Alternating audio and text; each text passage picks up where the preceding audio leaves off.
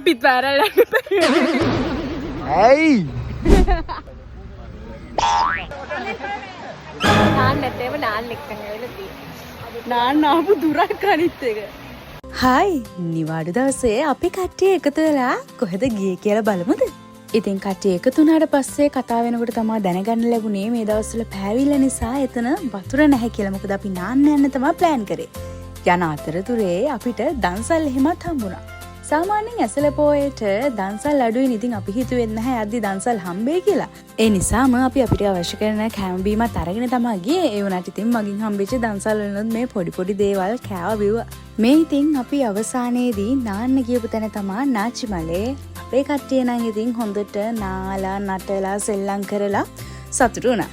ඔයාලත් නිවාඩු දවස්වල නාන්න යන තැනක් හොය ඉන්නවා නම් මනීෂා දිව්‍යාංජලි මගේ YouTube channel එකේ මේකේ full video එක තියෙනවා. අපි කියපු හැටි, අපි නාපු නටපු හැටි, එතන safety එක කොහොමද, ඒ දේවල් මම ඒකේ දාලා තියෙනවා. ඉතින් අමතක කරන්නේ නැතුව මගේ YouTube channel එකෙන් බලන්න. ඒ වගේම channel එක subscribe කරන්නත් මතක තියාගන්න. හරිද?